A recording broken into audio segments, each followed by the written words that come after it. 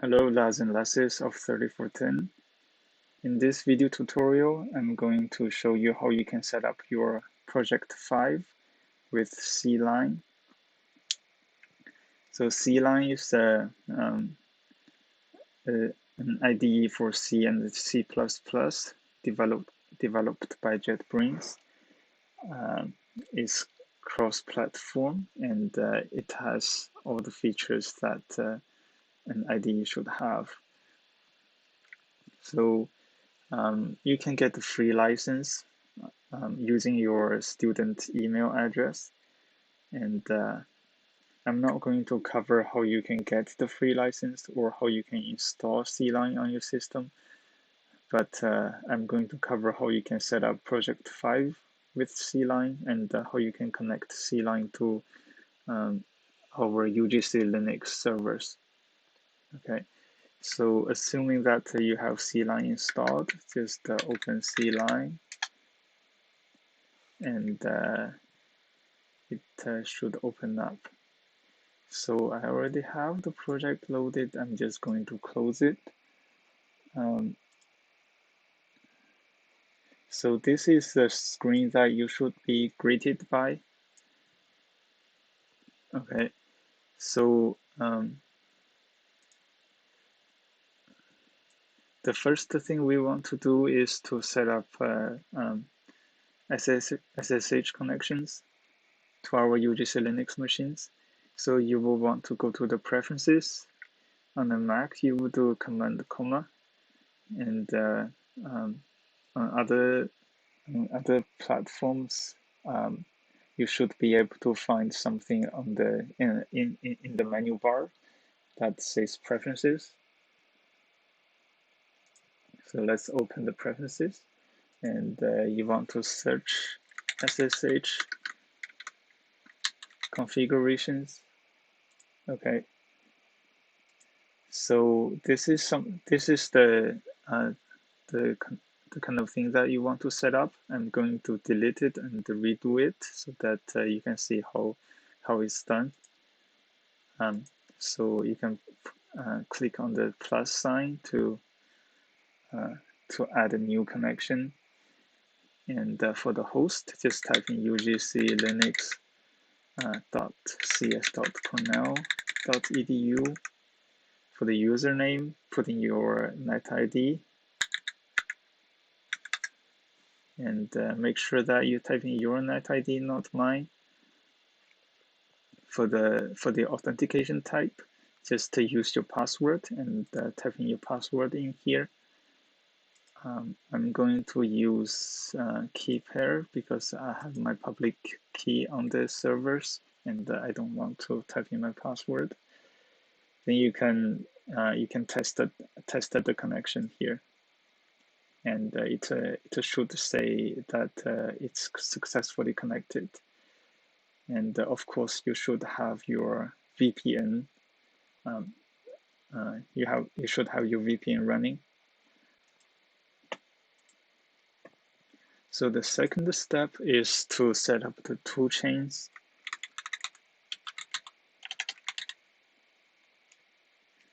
So you can search toolchains in the search bar, and it should just appear here. And again, I have mine set up already. I'm going to remove it and add a new one. So you're going to click plus and click remote host. Okay, on the right, give it a beautiful name. And for the credentials, just choose the one that we just set up, the UGC Linux one. And you shouldn't have to change any of the rest. They should just happen automatically, and we can just click apply. This is going to take a moment to detect, but you can just ignore it. And the third step is that we want to set up the deployment. That is to tell CLion how we are going to copy our project onto the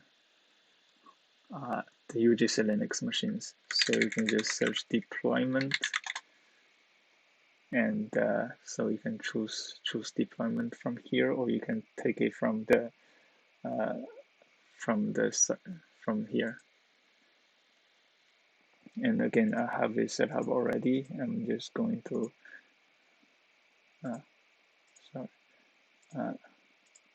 so if you set up your tool chains correctly, you should see this in here already. So the thing we want to change here is the root path. We don't want the root to be just the actual root of the machine. We want the root to be the root of your home directory. So this is going to be home and your NIT ID. All right, type in your NIT ID, not mine. And so we can do apply. Okay. Right. So to import our project 5, you're going to do open or import. And just choose the folder where you put your project 5. And I'm going to open mine.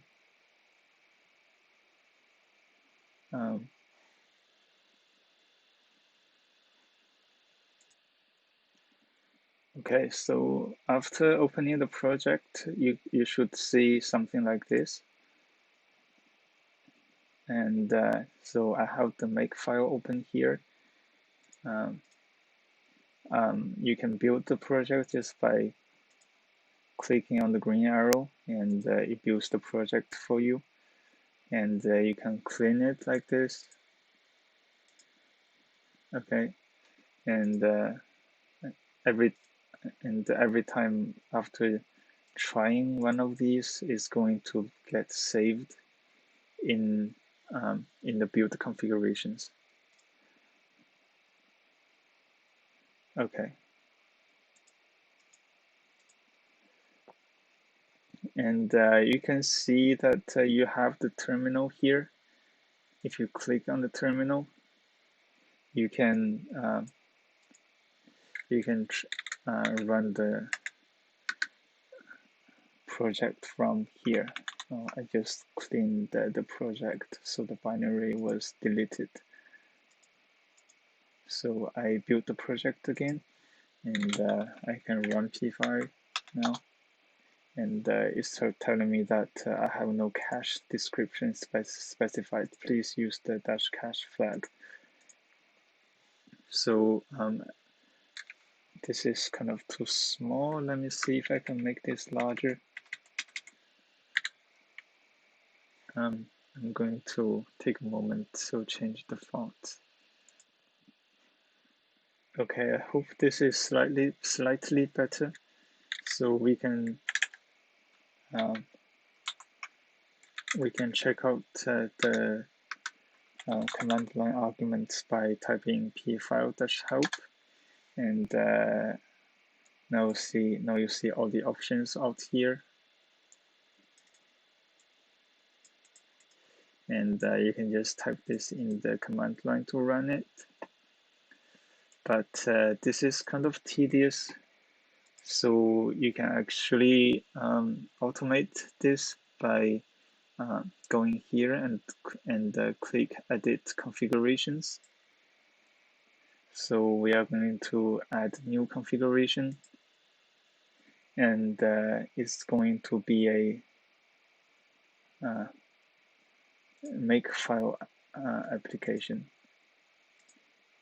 So the target is going to be P5, and the executable, you're going to select that yourself, and yeah, just select P5 from your file system, and the program argument is, for example, if you want to do this experiment, you can do -cache 851-v and the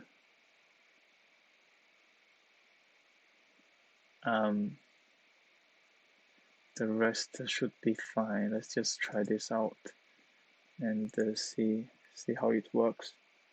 Okay, and you can see that okay, it's telling me that trace.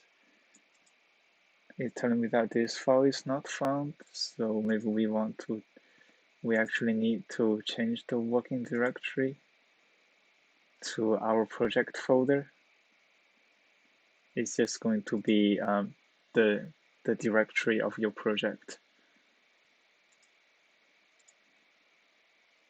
Okay, let's do apply and try that again. Oh, it's still telling me that it's not finding trace.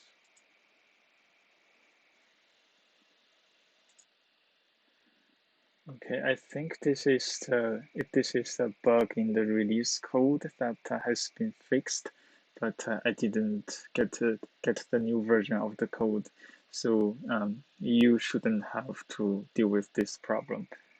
But I think you get the idea, right? You can create CMake applications like this, and you can maybe change the name to like experiment 1, right? And if you want to use a different set of sizes, you can create another configuration. So you can use this. You can click on this icon or do Command D to copy this one, and just say experiment 2, and then you can set a different set of arguments. Let's say 10, 6, 2, things like that. It doesn't really matter what you set, but that's the gist, and you can just choose the experiment you want to run. Okay, and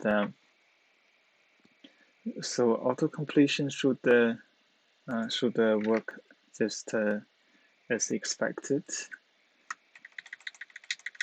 So for example, if I try to type in make 2D matrix, and you see that everything just works as expected. You have syntax checking and auto-completion out of the box. And so the debugger should also just work as expected. You can just click on this bug icon to do the debugging. So if you click on it and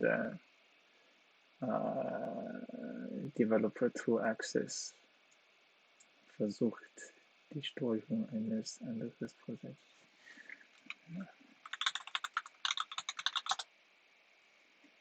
Okay, if it asks you for privilege, just type in your system password, and so I didn't set a breakpoint. So let's set a breakpoint. Let's go to P5. It's resetting the size every time. That's quite annoying. So you can set a breakpoint just by clicking on the margin, and let's debug again. All right, now you can see that you have everything you need here, right? You can just click on these icons to step through the code, to step into, and step over, things like that. And you can see all the information for your variables over here. And if you expand this, you get to see all the fields in this variable called sim. And here is the call stack. And there's also a console. I believe, can you type stuff in here? Okay, the console is just the output of the program. and you can do evaluate expressions. So, for example, sim, and it just gives me null, but and there's also the memory view. Let's see what this does. It's not doing anything. Okay, and there's LLDB because I'm on a Mac. It's using LLDB rather than GDB, but basically it's just your typical GDB interface. You can step from here, or you can continue, things like that. Okay, and I think that's all I want to talk about when it comes to the debugger and the auto-completion. So I'm going to terminate this. And the next thing I want to talk about is connection to the actual connection to our UGC Linux machine. So if we go back to the preferences and open deployment,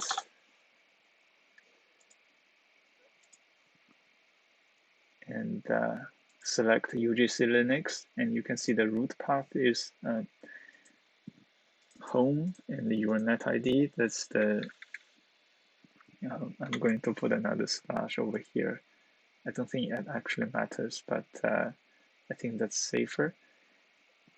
So now we are going to set the mappings. All right.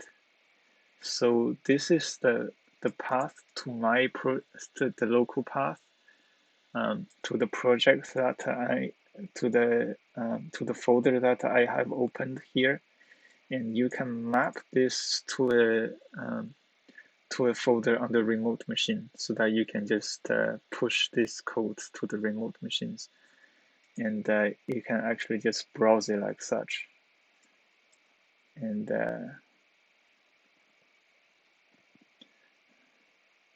I'm going to select P5 cache and do OK and apply. Okay. And now you should be able to see that there is a remote host over here that you can open, and there is UGC Linux. All right, and the mapped directory is going to be highlighted in green. If you don't see this tab, you can also find this under Tools, Deployment, and Browse Remote Hosts. Okay. And now, for example, if I'm crazy and I just deleted everything over here,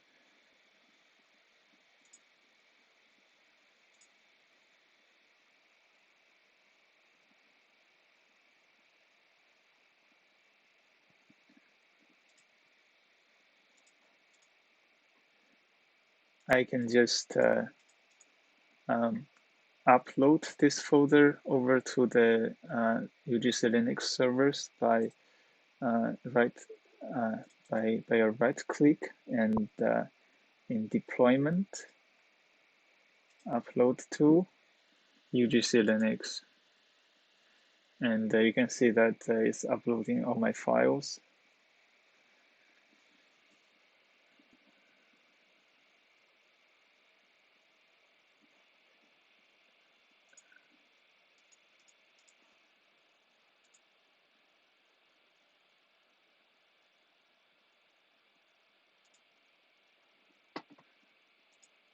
So now if we go back to our remote machines, we get to see that everything is updated.